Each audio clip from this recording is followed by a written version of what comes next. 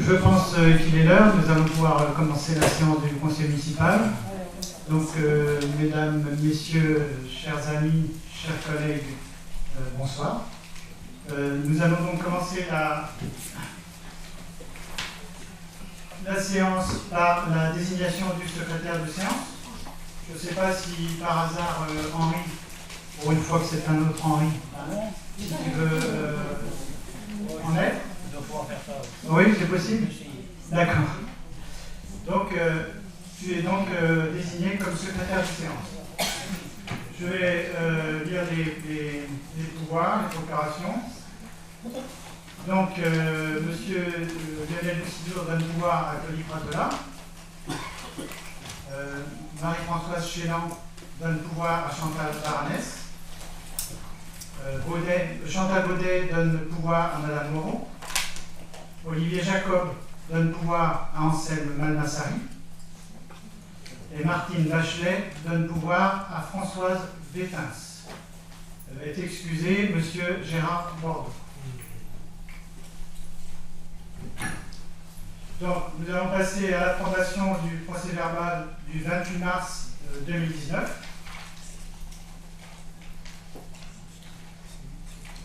Donc, y a-t-il des remarques? Oui.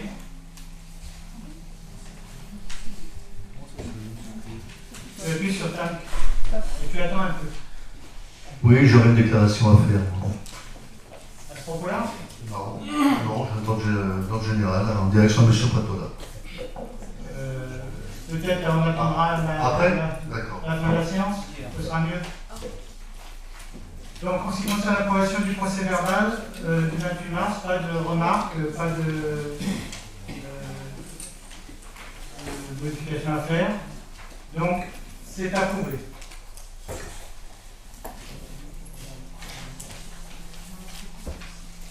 Alors, nous allons passer au compte rendu des décisions de Monsieur le maire. Donc, ces décisions, l'objet, c'est convention de mutualisation pour les locaux de l'aide droite du rez-de-chaussée du château des Aigrefins avec l'association CDE, un avenant au bail précaire du logement de la rue des Trois Roses et un prêt à usage avec Mme Courty pour le prêt de parcelles de terre cadastrées au lieu Villiers Préneuf et Clos Saint-Martin. Donc, ce qui vous est demandé, c'est de prendre acte des décisions suivantes. Y a-t-il donc des votes contre? Pas de vote contre, il n'y a pas besoin de vote. Non, c'est simplement on prend acte. Nous prenons acte et nous allons passer à la délibération suivante. Alors.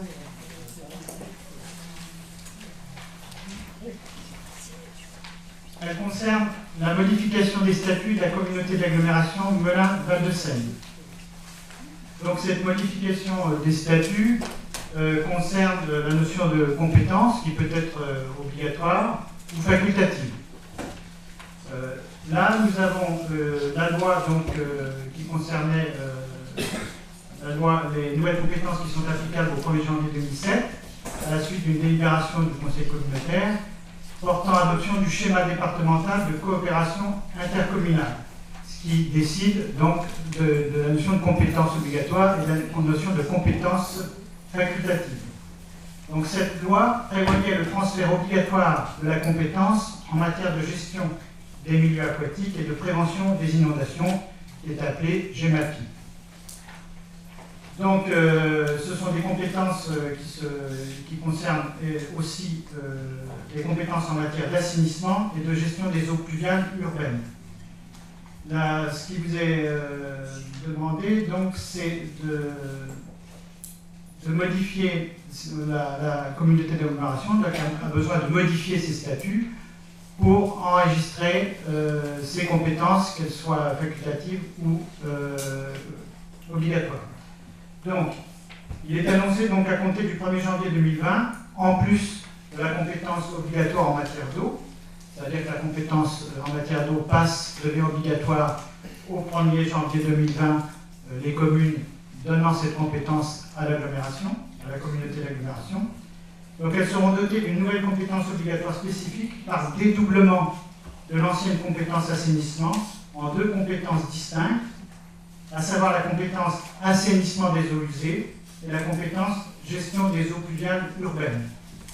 C'est-à-dire que la notion d'assainissement est divisée en deux parties, assainissement des eaux usées et gestion des eaux pluviales urbaines. Donc c'est une nouvelle compétence détachée de la compétence assainissement et qui pouvait être exercée à titre facultatif jusqu'au 31 décembre 2019. Donc tout ça paraît un petit peu théorique, mais c'est quand même très important puisque la communauté d'agglomération va prendre comme compétence, ce qui était une compétence qui pouvait être facultative, va devenir une compétence obligatoire. Donc, compte tenu de ces informations, la communauté d'agglomération doit nécessairement procéder à la modification de ses statuts et dans ses meilleurs délais. Donc, pour éviter de répéter la procédure de modification statutaire, puisqu'à chaque fois, effectivement, qu'on passe à une compétence différente, il faut modifier les statuts, il est proposé de rédiger les statuts comme suit. La compétence optionnelle en matière d'assainissement des eaux usées devient obligatoire à compter du 1er janvier 2020. La compétence facultative en matière de gestion des eaux pluviales urbaines devient, elle aussi, obligatoire à compter du 1er janvier 2020. Et de même, comme je vous l'ai dit tout à l'heure, la compétence en matière d'eau potable devient obligatoire à compter du 1er janvier 2020.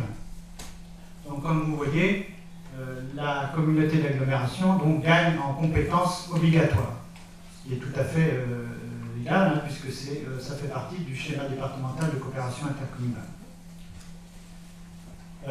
Par ailleurs, c'est-à-dire qu'en plus de ce point-là, il est joint donc deux points différents qui aussi sont nécessaires dans la modification, nécessitent une modification des statuts de la communauté d'agglomération. Ces deux points sont la compétence obligatoire en matière d'accueil des gens du voyage pour la création des aires et terrains familiaux locatifs. La communauté avait donc déjà une compétence obligatoire en matière d'accueil des gens du voyage, mais il s'est un petit peu modifié. Le libellé devient, en matière d'accueil des gens du voyage, c'est création, aménagement, entretien et gestion des aires d'accueil et des terrains familiaux locatifs. Deuxième point, ça porte sur l'évolution du logement, de l'aménagement et du numérique, qui apporte une modification rédactionnelle à la compétence obligatoire en matière d'aménagement de l'espace communautaire pour la création et réalisation de zones d'aménagement concertées d'intérêt communautaire. Donc ces deux points qui sont rajoutés concernent l'aménagement gens du voyage et lutte contre les installations illicites. Il y a juste une modification en ce qui concerne les terrains familiaux locatifs. Et le deuxième point, ça lui permet donc de créer et de réaliser des zones d'aménagement concerté d'intérêt communautaire. Donc, ce qui vous est proposé,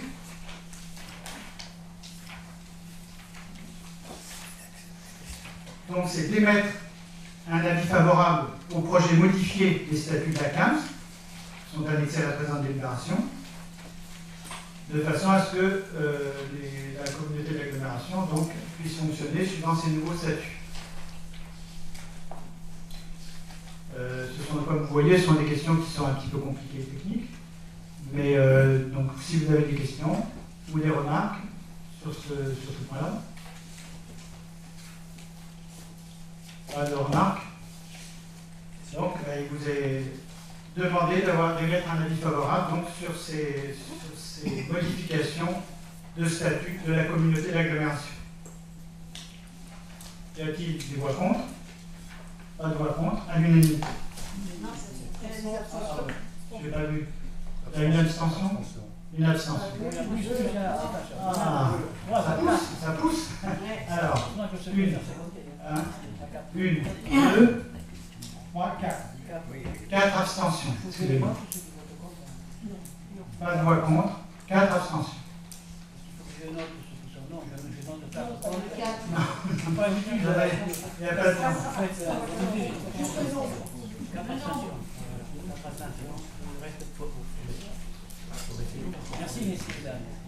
Deuxième point qui concerne donc une nouvelle délibération, qui concerne la détermination du nombre de la répartition des sièges au sein du conseil communautaire suite au renouvellement général des conseils municipaux. Donc ça concerne encore une fois la communauté d'agglomération.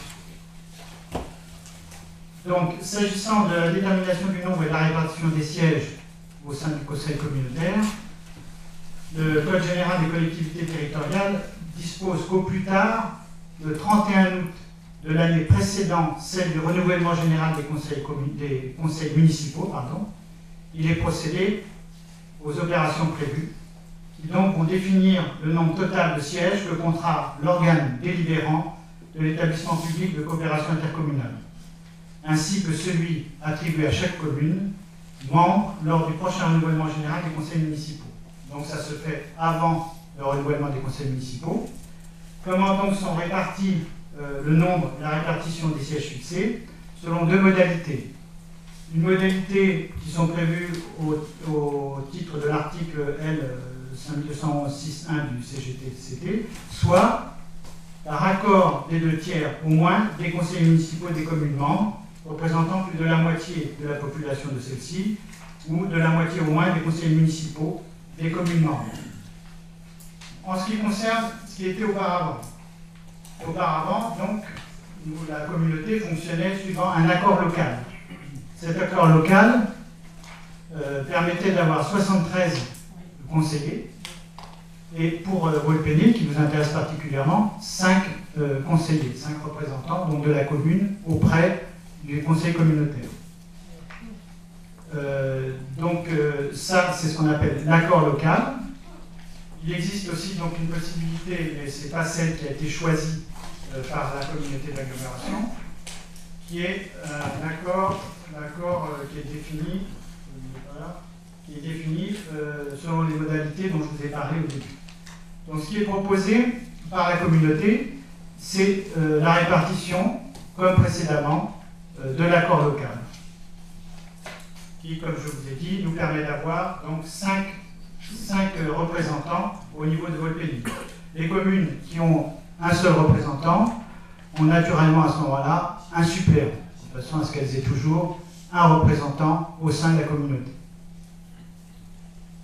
Donc ce qui vous est demandé, c'est d'approuver le nombre et la répartition des sièges de conseillers communautaires de la communauté d'agglomération Melun-Val-de-Seine sur la base de la proposition d'accord local dont je viens de vous parler.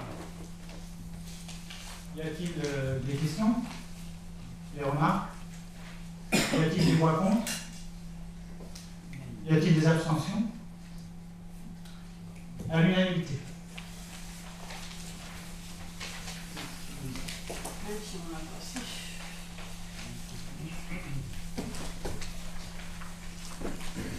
Alors, 6e point, rapport de la CLES.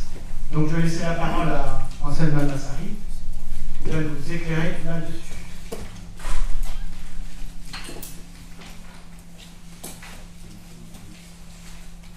Ça marche. C'est bon? Oui, c'est bon. Voilà. Merci, monsieur le maire.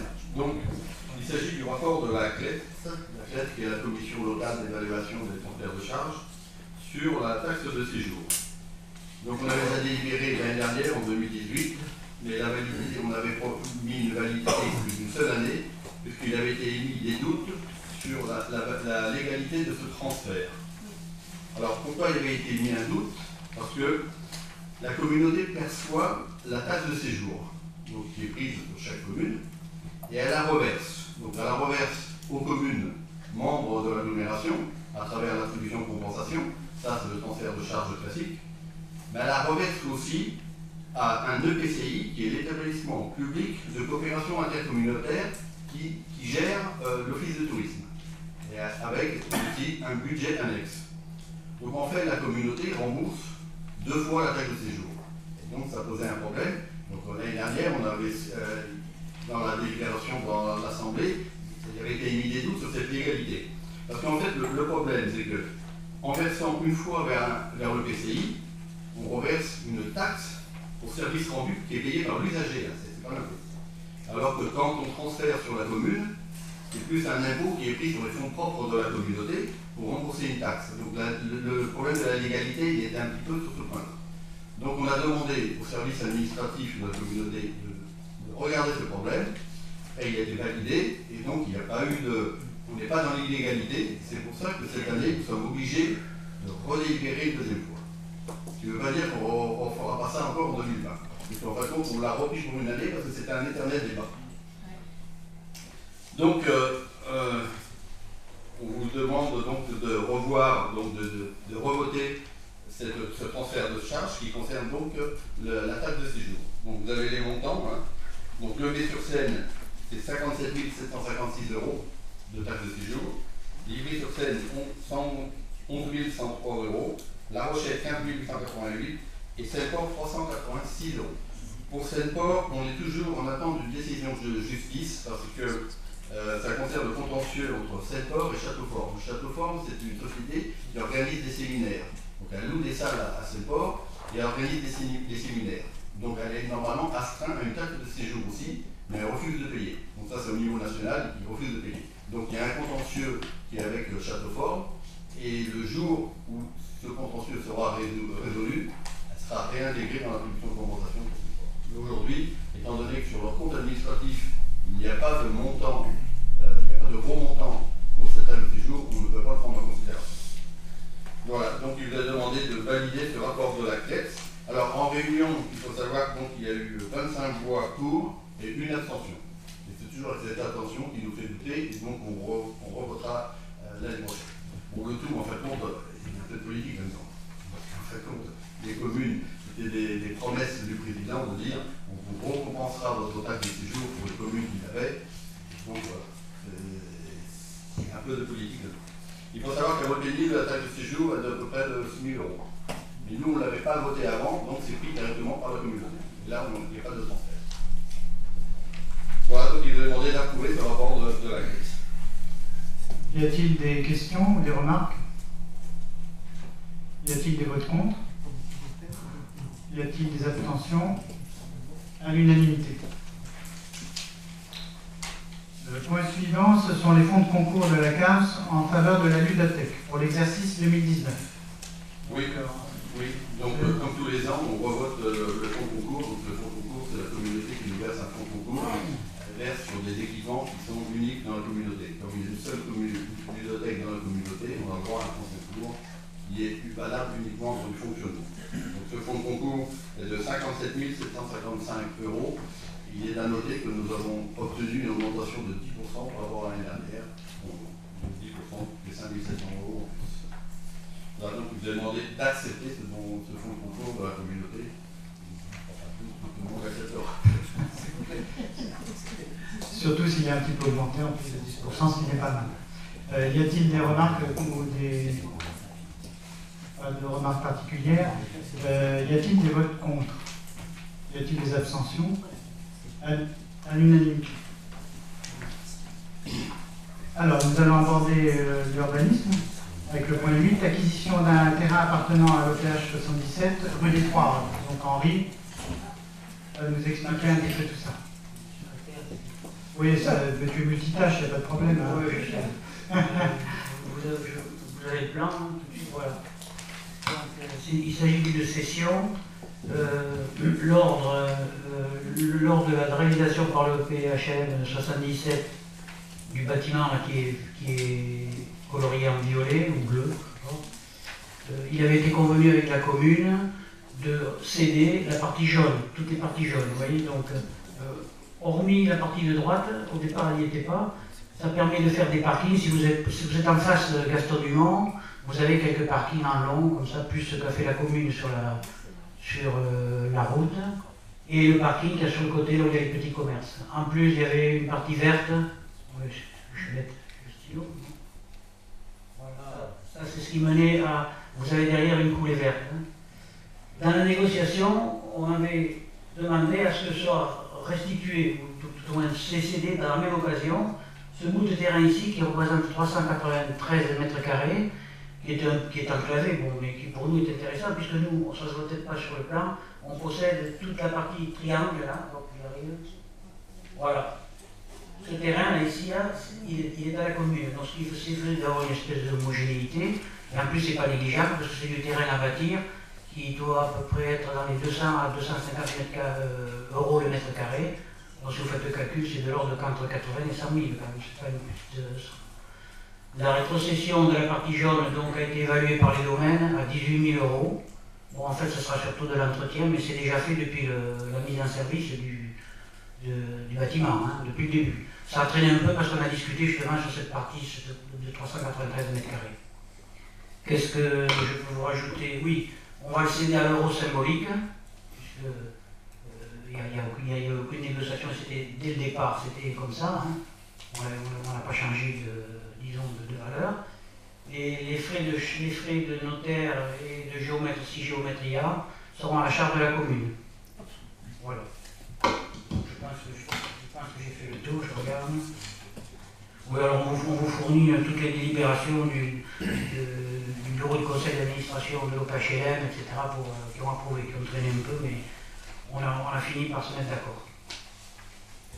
Voilà, Une réserve immobilière importante quand même, parce que cette pointe-là, en gros, vaut dans les 2000 mètres carrés. On arrive à 2000 mètres carrés, donc c'est déjà pas négligeable. Voilà, ça fait partie de toute façon c'est pour ça que c'est cédé à 1 euro, puisque la commune avait aussi financé une partie des aménagements Du bâtiment. Du parking. Donc, y a-t-il des remarques concernant cette acquisition? Pas de remarques. Donc, ce qui vous est proposé, c'est d'autoriser M. le maire à signer l'acte de vente. Y a-t-il des voix contre? Y a-t-il des abstentions? À l'unanimité. Deuxième point. Donc, c'est la demande de régularisation par cession d'une partie de chemin d'exploitation sur l'assiette foncière de M. Sambetti. Henri? Oui, donc alors, je peux vous situer où se trouve le terrain, tout ça. Là. Ici, vous avez le sentier du Haillon, et un peu plus loin à droite, on voit pas, c'est la rue des Trois Roses.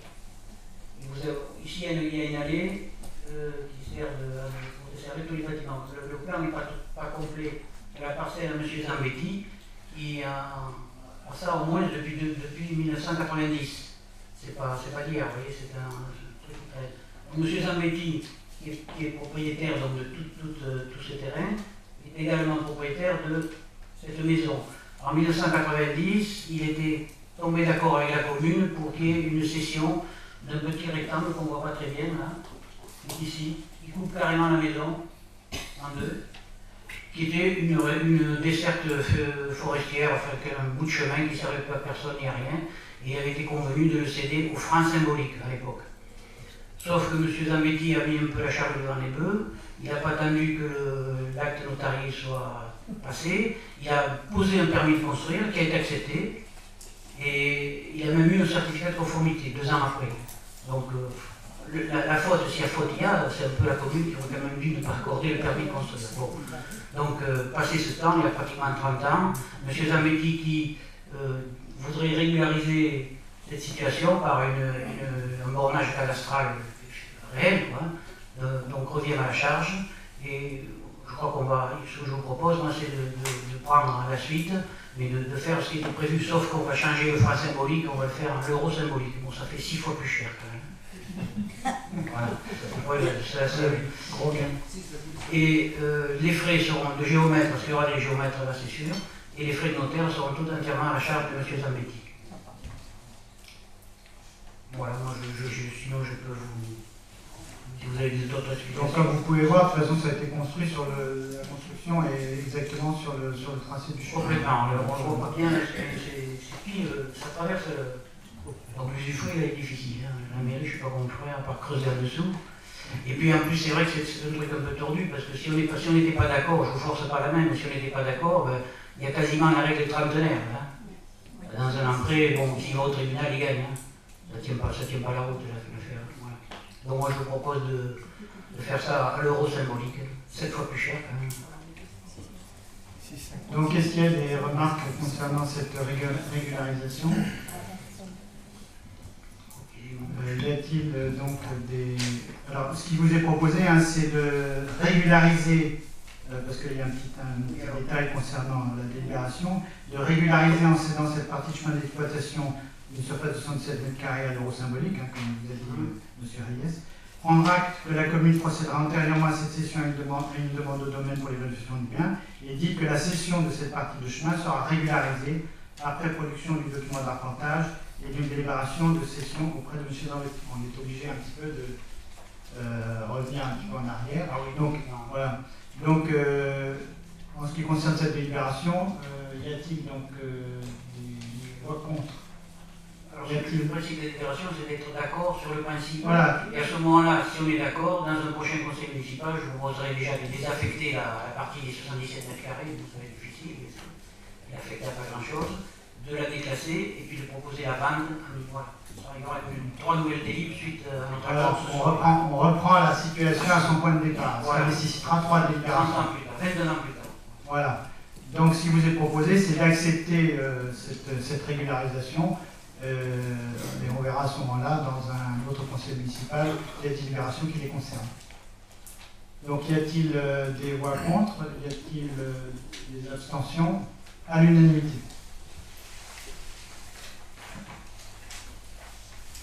Alors, point 10, convention relative à la collecte des déchets industriels banals assimilés à des déchets industriels ménagers. Il y a une petite erreur sur l'intitulé, par contre, c'est des déchets industriels ménagers.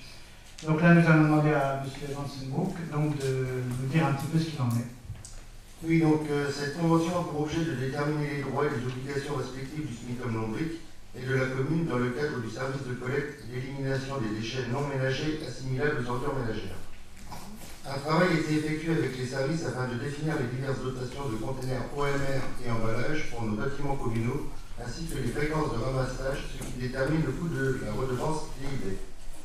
Afin de permettre la mise en œuvre de la redevance et d'en préciser les conditions générales, il convient d'établir cette convention avec un effet rétroactif au 1er janvier 2019.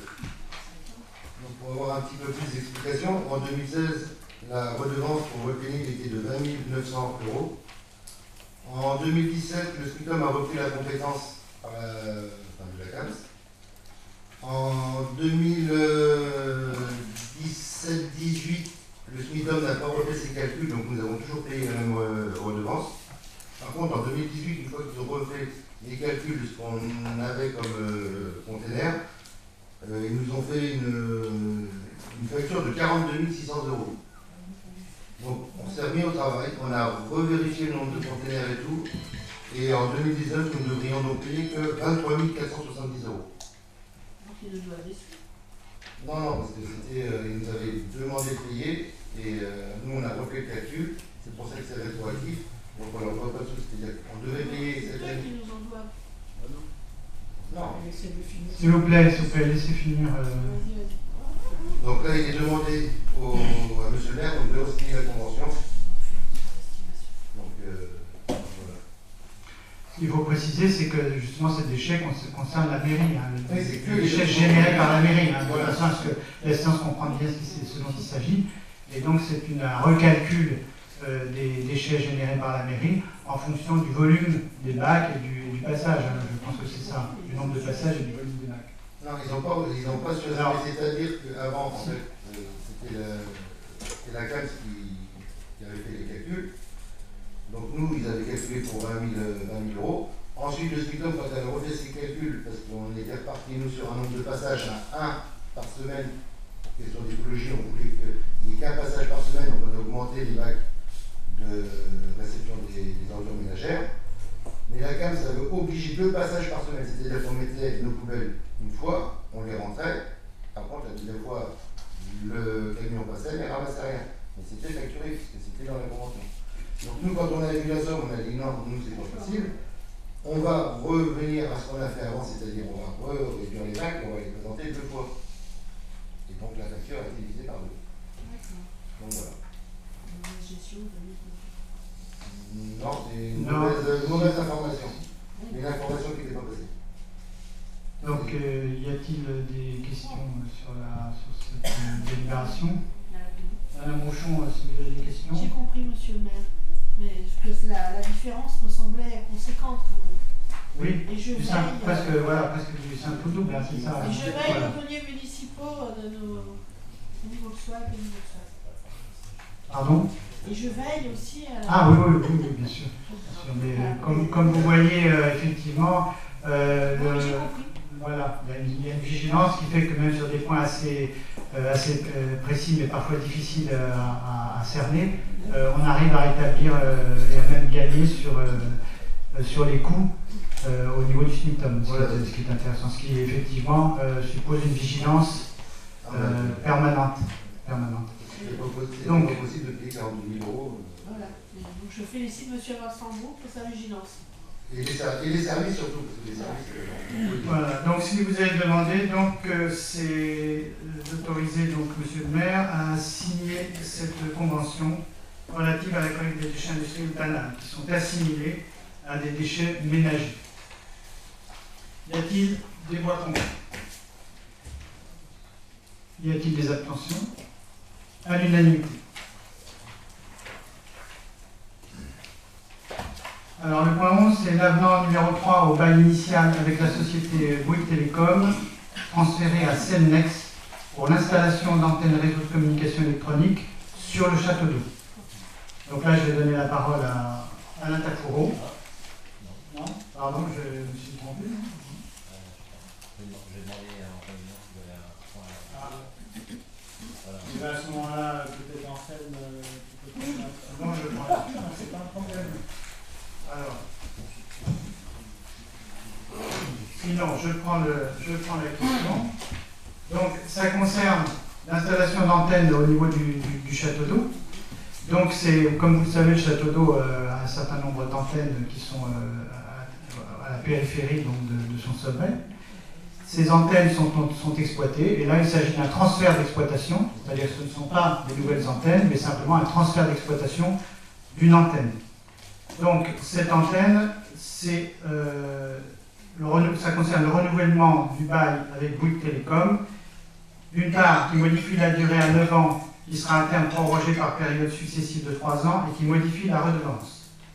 Donc, ce qui est proposé, c'est le transfert de la société Bouygues Télécom à Cellnex France, qui cède la propriété des infrastructures installés sur le site du château d'eau et les titres d'occupation y afférents. Je vous précise la chose. Donc, l'objet de la convention initiale donnant en location à la société Cellnex France une parcelle de 15 mètres carrés afin d'y installer, exploiter et maintenir des infrastructures permettant l'accueil et l'exploitation d'équipements techniques de communication électronique appartenant à Bouygues Télécom. La durée du bail, c'est de 12 ans. À compter de sa date d'entrée en vigueur et qui sera ensuite prorogée par période successive de 12 ans, sauf congé donné par l'un des parties 24 mois avant la date d'échéance de la période en cours. La redevance, puisqu'à chaque fois effectivement il y a une redevance, elle est fixée à 7 000 € net, indexée à 1,10% chaque année. Donc ce qui vous est proposé, c'est d'approuver ce projet d'avenant numéro 3 au contrat de bail initial, ce qui permet donc le transfert à la société Cellnex France. Et ça permet donc d'installer, d'exploiter et de maintenir ces infrastructures pour l'exploitation d'équipements techniques de communication électronique qui appartenaient auparavant à Bouygues Télécom. Donc ce qui vous est demandé, je vais vous demander avant si vous n'avez pas de remarques et de questions concernant ce transfert. Y a-t-il des abstentions? Y a-t-il des voix contre? Donc à l'unanimité. Nous allons passer au point suivant.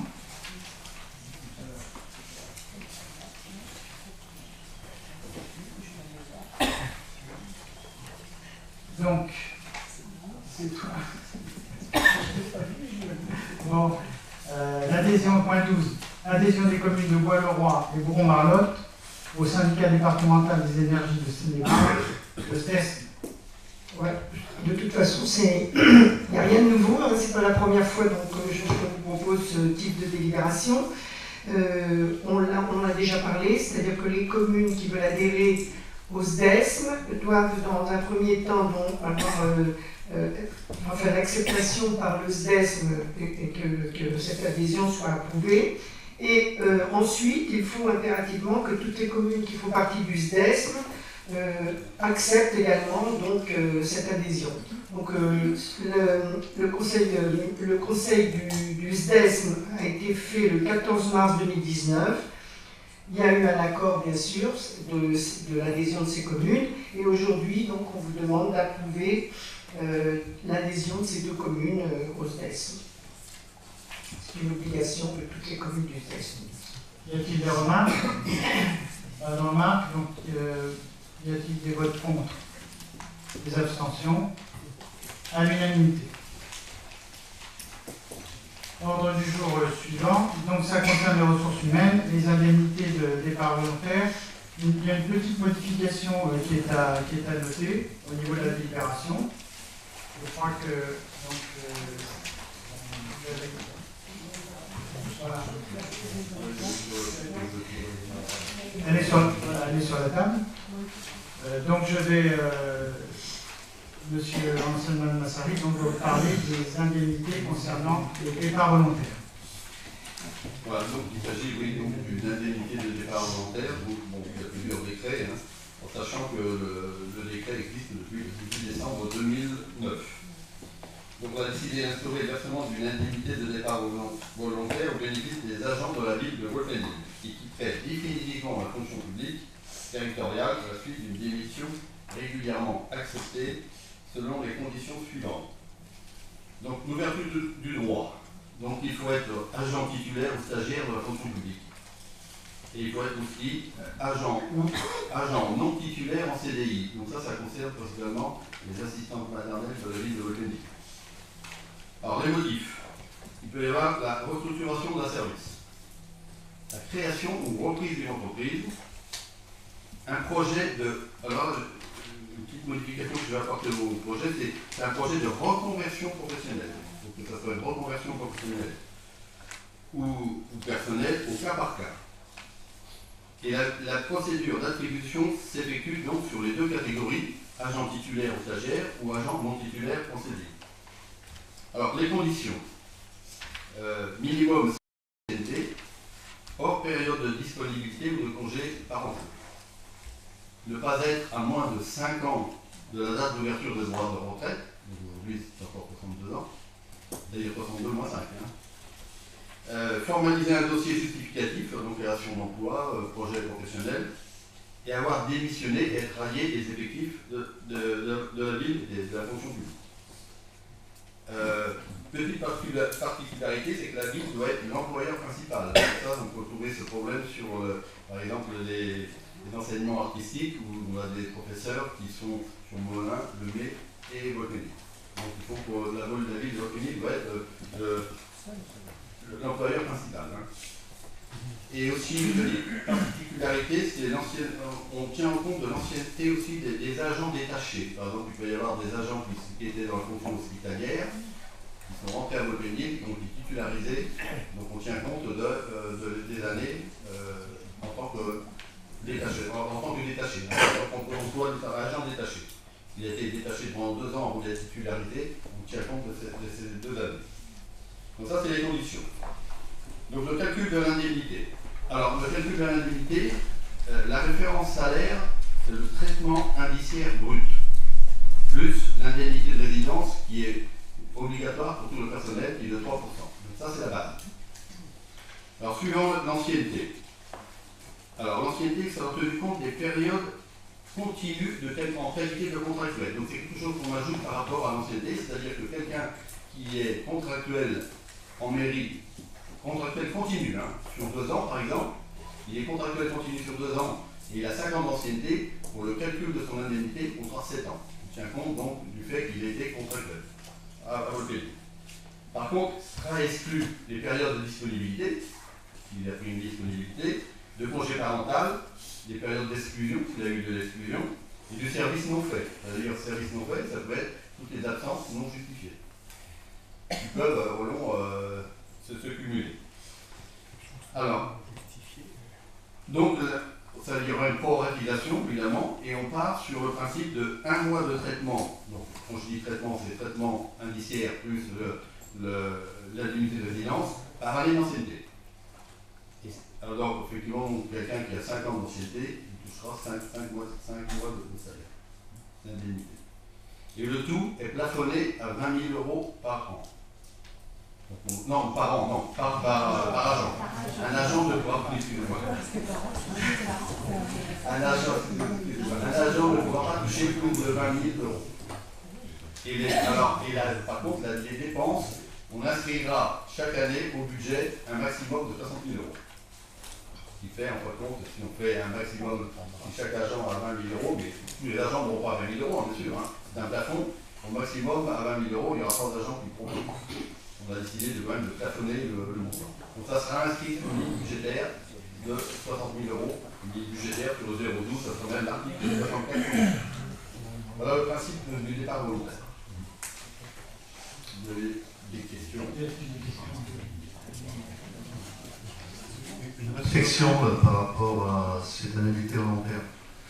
Alors, ça existe, comme tu l'as dit, ça existe depuis le décret de 2009, mais il faut savoir qu'à chaque fois, ce mode en fin de compte, l'indemnité de départ volontaire a été mis en place, que ce soit dans la fonction publique en 2009 ou que ce soit dans les entreprises privées, c'était à chaque fois pour supprimer du personnel. Donc, nous, la crainte qu'on a, c'est que, bon, il ne faut pas non plus ouvrir la porte pour, à terme, en fin de compte, que ça permette à des agents de faire des demandes et qu'on se retrouve avec, à un moment donné, des pénuries de personnel. Donc, c'est plus sur le fond. Alors, je sais que la commune de Wallonie n'est pas responsable. Donc, pour autant, nous nous abstiendrons sur cette délibération. Juste pour préciser, bon, c'est une indemnité de départ volontaire, donc effectivement ça correspond à un départ, c'est sûr. Donc il y a un employé, un personnel qui quitte à ce moment-là la fonction territoriale. Mais il est bien certain que si on aborde un petit peu cette notion d'indemnité volontaire, de départ volontaire, c'est parce que ça peut correspondre à quelques cas de personnel qui désirent, puisqu'il faut bien spécifier que ça correspond à une demande. Ce n'est pas la ville qui, effectivement, va obliger la personne à une notion de départ. Ça correspond à une demande et ça permet d'appuyer ce départ par la notion de projet et donc de préciser les modalités financières que la ville peut faire pour mettre en route ce projet. Donc, on peut le voir aussi comme finalement une formalisation avantageuse aussi pour le territorial qui veut partir et qui en a une intention ferme, que simplement une pression comme ça pour le départ. Alain, oui. Oui, il faut quand même qu'il y ait un accord des deux parties. Il y a l'agent qui peut demander effectivement à partir, mais la collectivité aussi qui peut dire non. C'est une obligation. Ça, il faut répondre dans le privé à la rupture conventionnelle. Il y a une rupture conventionnelle dans le privé, effectivement, il faut l'accord des deux parties. À la différence que dans la rupture conventionnelle, l'indemnité est une indemnité d'estimation et qui n'est pas imposable. Alors qu'ici, l'indemnité de départ n'est pas reconnue comme au niveau du rupture conventionnelle, elle sera imposable. Ça, on le spécifiera, bien sûr, à tout agent qui envoie une train de départ volontaire.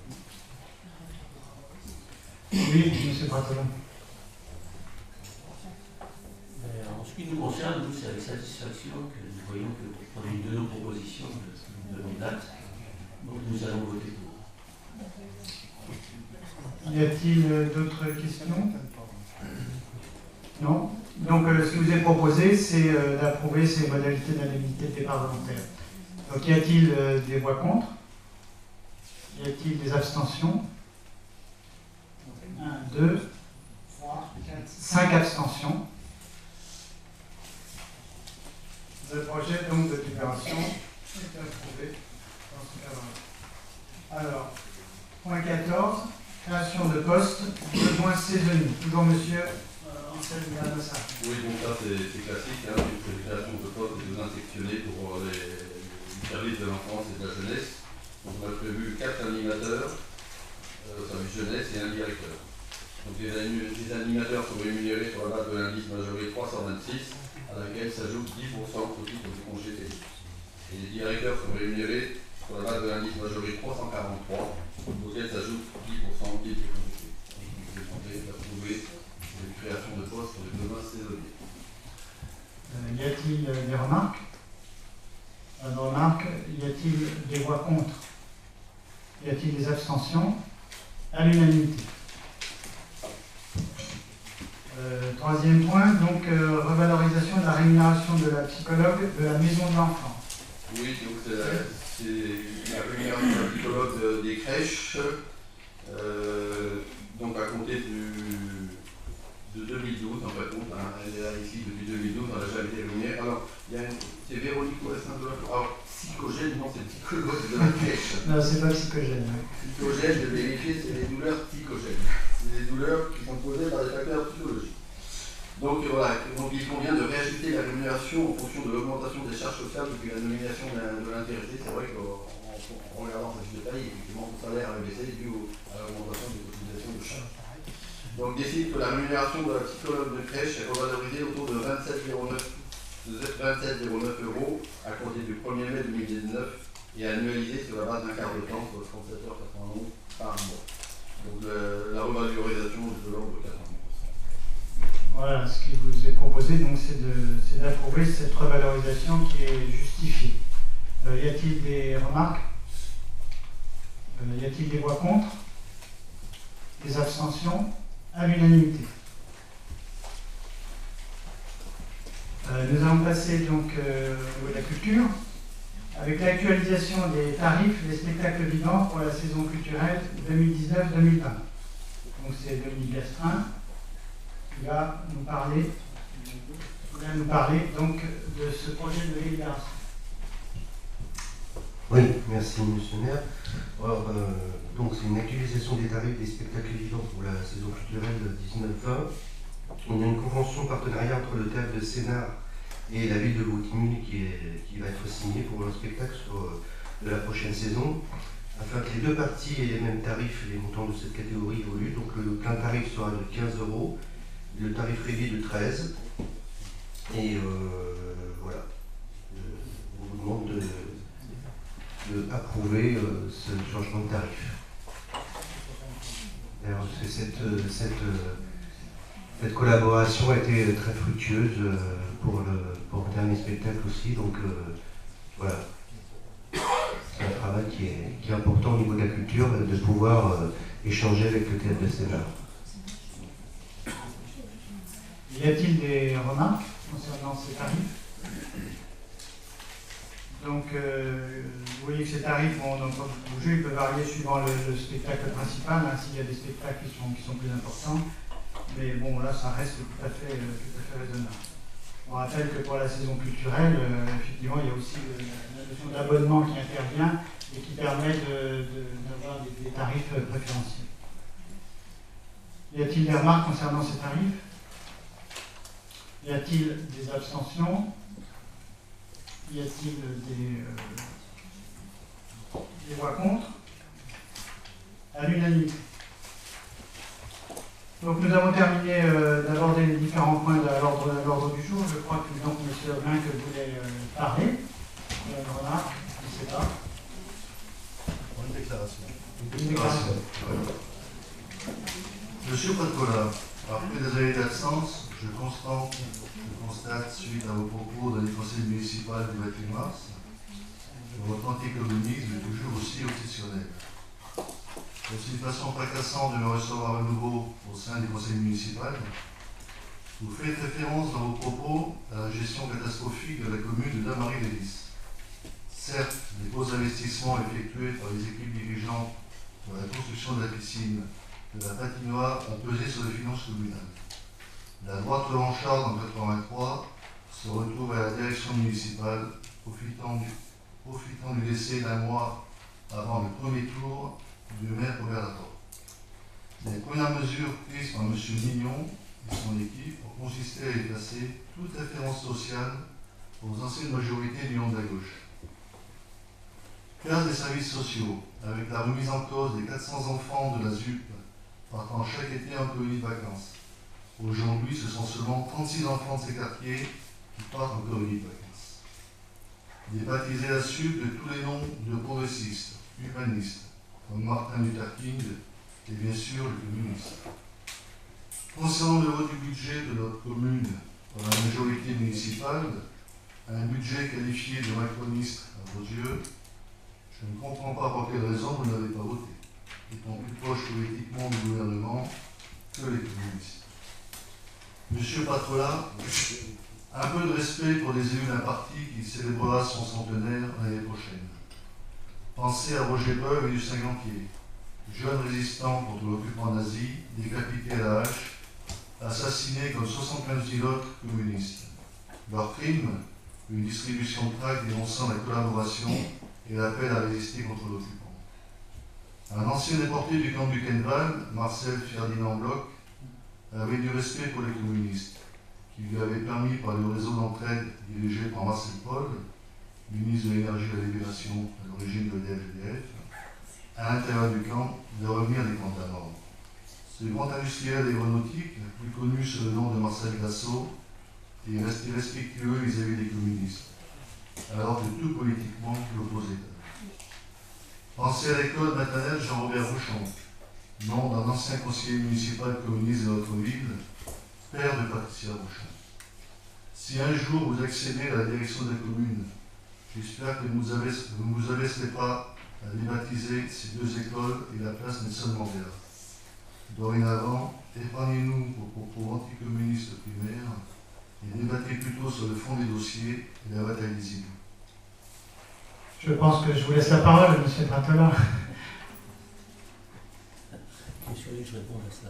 Si vous avez envie de répondre, c'est votre liberté, vous n'êtes pas obligé. Hein. Et là, je ne suis pas obligé de répondre. Donc, pas du tout. On dit par déjà du 28 mars, donc il y a déjà un temps de réaction qui est assez long, ça fait 2 mois. D'autre part, quand on est dans un débat au niveau municipal, que l'on parle de référence de taux par rapport à d'autres communes, et j'ai la chance ou la malchance, je ne sais rien, de connaître très bien Marguerite, puisque c'est ma ville d'enfance. Et donc je sais très bien exactement ce qui s'est passé à l'époque, tous les maires que vous avez cités, Couvrot, la Porte, etc. Je connais tout le principe de Dame-Marie-Lélis. Après, le reste, la relation avec Beuve et Gantier qui se sont fait couper là, je ne vois pas le rapport. Franchement, c'est une passerelle qui est très douteuse. Très douteuse. Et vous savez que ce que vous dites là, c'est presque attaquable. Mais bon, ça c'est l'émotion, il y a longtemps que vous n'étiez pas élu. Le débat vous a peut-être un peu dépassé le 28 mars, c'est pour ça que vous avez passé 2 mois après. Voilà, c'est tout ce que j'ai à dire, c'est pas important pour moi. Bon, donc vous avez répondu. La question, effectivement, ça renvoie à la notion de budget macroniste qui m'avait un petit peu échappé parce que je pense aussi que c'était peut-être une question d'humour, vu que finalement notre budget vise surtout à des qualités qui ne sont pas forcément macronistes, ni d'origine ni de destination. À part ça, pour moi, j'ai pas de remarques à faire particulièrement. Oui, en termes de... Précisément, je n'ai pas compris le budget macroniste, c'est quoi? C'est le budget de l'île de commune? Oui. C'est ce c'est que tu as voulu? Moi, je n'ai pas dit, c'est M. Pratola qui a dit au Conseil du 28 mars. C'est pas le propos. Allez-y, M. Pratola. Pour rétablir pourquoi nous avons été amenés, on va pas refaire le débat du moment, mais bon, puisque on parle de ça.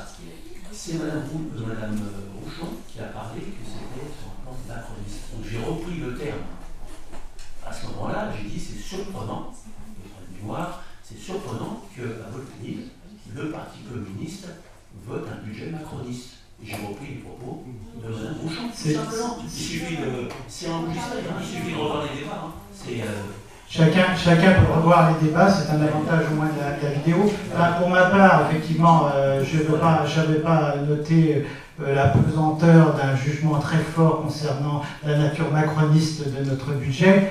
Nous avons des échanges qui aussi peuvent être parfois un peu teintés de relativité ou d'humour. Ça ne m'avait pas particulièrement choqué, je vous le dis à ce moment-là. Sinon, nous l'aurions relevé tout de suite. Voilà. Non, je dis pas que c'est de l'humour, je dis que dans la discussion qu'on a au cours du Conseil, il y a parfois effectivement des expressions relativisées. Ce n'est pas forcément des jugements de valeur percutants. Vous me comprenez? Allez-y, M. Pratola. Il faut vous spécifier comme ancien Damarien d'enfance, sachez que la famille de Norbert Petit, ça fait partie de mes amis d'enfance. Voilà, juste pour vous situer le décor. Puisque nous étions voisins. Entendu, donc voilà, nous pouvons clore le débat. Monsieur le maire, Oui. non, je ne reprends pas le débat. Non. Je voudrais juste faire une petite intervention sur une page actualité là, qui nous concerne tous d'ailleurs. C'est le projet. Pardon. C'est le projet de la loi Blanquer. Puisque nous sommes en ce moment entre l'Assemblée nationale et le Sénat. Donc, pour moi, c'est un manque d'ambition pour l'école. Le projet de la loi Blanquer, dit l'école de la confiance, a été voté à l'Assemblée nationale en première lecture et a suscité des inquiétudes légitimes au sein de la communauté éducative. La mobilisation des enseignants, des enseignantes et des parents d'élèves s'est organisée partout en France et sur le territoire de la commune, tant ce projet constitue une véritable régression. Le Sénat a voté de nombreuses modifications au projet de la loi Blanquer. Si les EPESF, c'est les établissements publics d'enseignement de savoirs fondamentaux, vous savez, ces fameux établissements où il n'y avait plus de directeur, voilà. Alors donc, si les EPESF pourraient ne pas voir le jour, leur création étant supprimée du projet de loi, d'autres articles ont été maintenus, amendés ou ajoutés, avec au final un texte qui dessine un avenir inquiétant pour l'école et ses personnels. Certains points, par contre, ont fait l'unanimité, comme l'instruction obligatoire à 3 ans, mesure à peu de portée réelle, puisque bon, la plupart des enfants sont scolarisés à 3 ans dans les établissements publics. Mais la scolarité est obligatoire à partir de 6 ans. Le seul impact de cette mesure, c'est la prise en charge des maternelles d'écoles privées sous contrat par les communes, entraînant un transfert financier de l'État vers celles-ci d'environ 150 millions d'euros. Les enfants et la jeunesse de notre territoire sont notre avenir commun. Nous voyons chaque jour leur créativité et leurs intelligences. Cette loi aggravera les inégalités pour les populations, réduira la liberté et la dignité des enseignants, ainsi que les moyens pour l'école publique. En clair, cette réforme signera la fin d'une conception égalitaire et républicaine de l'éducation nationale, principe incontournable pour nos élus de la majorité municipale. Merci. Merci Patricia. Donc des remerciements concernant les différents remerciements que je vais transmettre. Donc l'association Rivage nous remercie donc de la subvention que nous leur avons octroyée. L'association de la ferme des Jeux d'eux-mêmes nous adresse leurs vifs remerciements pour la subvention que nous avons attribuée à leur association dans le cadre du budget 2019. Les remerciements aussi pour les contributions financières de la ville accordées au foyer socio-éducatif et à la session sportive du lycée Simone Signoret, donc qui nous remercie. Le comité de parrainage des anciens, donc en la personne de Michel Anthony, nous remercie aussi pour la subvention qui a été attribuée donc, à leur association. Enfin, le don du sang nous remercie aussi pour l'attribution de l'aide financière de la municipalité que nous leur avons fait pour 2019. Y a-t-il des questions? C'est très bien, la séance est close.